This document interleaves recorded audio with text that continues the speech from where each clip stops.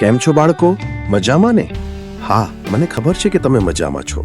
તેથી અમે તમારા માટે લાવ્યા છે કમ્પ્યુટરના ધોરણ 10ના સ્વાધ્યાયના પ્રશ્નો, જે તમને સરળતાથી સમજાશે અને તમારા ભણવામાં પણ ઉપયોગી થશે. અહીં આપેલા વિકલ્પોમાંથી યોગ્ય વિકલ્પ પસંદ કરવાનો રહેશે. પ્રથમ, પૂર્ણાંક ડેટા પ્રકાર માટે નીચેનામાંથી કયા કીવર્ડનો ઉપયોગ કરવામાં આવે છે? A. Integer, B. Integer, C. Integer, D. Int. તો પૂર્ણાંક ડેટા પ્રકાર માટે નીચેનામાંથી ઓપ્શન D. ઇન્ટ કીવર્ડનો ઉપયોગ કરવામાં આવે છે. બીજું, નીચેનામાંથી કયો વિકલ્પ ખાલી કિંમતનો નિર્દેશ કરે છે? A. void, B. void, C. char, D. float. અહીં ઓપ્શન A.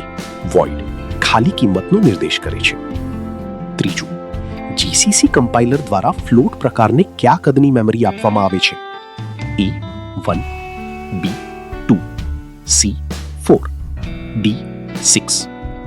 અહીં પ્રશ્ન 3નો જવાબ ઓપ્શન C. 4 છે. ચોથું, સી ભાષામાં એક અક્ષર વ્યાખ્યાયિત કરવા માટે નીચેનામાંથી કયો કીવર્ડ યોગ્ય છે? A. char, B.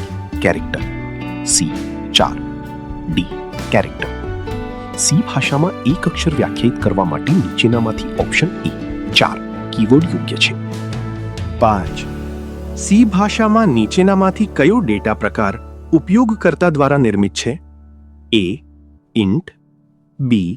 enum, C. char, D. float. જેને સાચો જવાબ છે ઓપ્શન B. enum.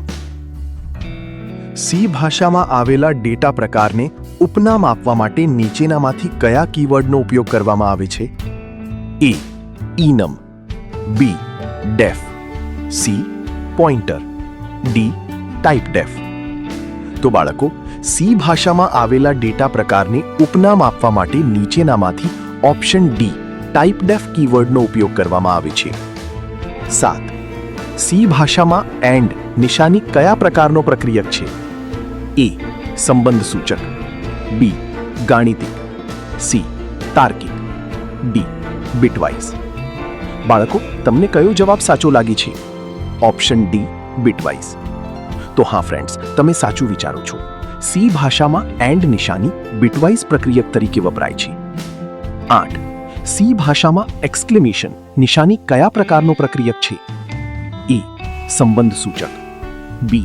ગાણિતિક, C. તાર્કિક, D. bitwise. અહીં સી ભાષામાં એક્સક્લેમેશન નિશાની તાર્કિક પ્રકારનો પ્રક્રિયક છે. તો હવે આગલો પ્રશ્ન 9. સી ભાષામાં ઇક્વલ ટુ નિશાનીનો ઉપયોગ કયા પ્રક્રિયક તરીકે કરવામાં આવે છે? A. સમાનતા, B. નિરૂપણ, C. નોંધ, D. સમીકરણ. સી ભાષામાં બરાબર નિશાનીનો ઉપયોગ નિરૂપક પ્રક્રિયક તરીકે કરવામાં આવે છે. સી ભાષામાં વેલ્યુ ++ નો અર્થ શું કરી શકાય? A. Post increment, B. Post decrement, C. Pre increment, D. Pre decrement. અહીં વેલ્યુના પાછળ 2 વખત પ્લસ હોવાથી એને પોસ્ટ ઇન્ક્રીમેન્ટ કહેવાય. પરંતુ જો આ 2 પ્લસ વેલ્યુના શરૂઆતમાં હોય તો એ પ્રી ઇન્ક્રીમેન્ટ કહેવાય. અને આ વેલ્યુના પાછળ 2 માઇનસ ચિહ્ન હોય તો એને પોસ્ટ ડિક્રીમેન્ટ કહેવાય. પરંતુ જો આ વેલ્યુના આગળના ભાગે 2 માઇનસ ચિહ્નો હોય તો એને પ્રી ડિક્રીમેન્ટ કહેવાય. તો બાળકો, તમને એના પરથી અંદાજ આવી ગયો હશે કે પ્રશ્ન 10નો સાચો જવાબ ઓપ્શન A. પોસ્ટ ઇન્ક્રીમેન્ટ છે. જો તમને અમારો આ વિડીયો ગમ્યો હોય તો અમારી ચેનલને જરૂરથી સબસ્ક્રાઇબ કરજો. અને જો બીજી કોઈ માહિતી જોઈતી હોય તો કોમેન્ટમાં જરૂર કહેજો. એડ્યુપ્લે સ્માર્ટ શીખો રોજ નવી વાત. એડ્યુપ્લે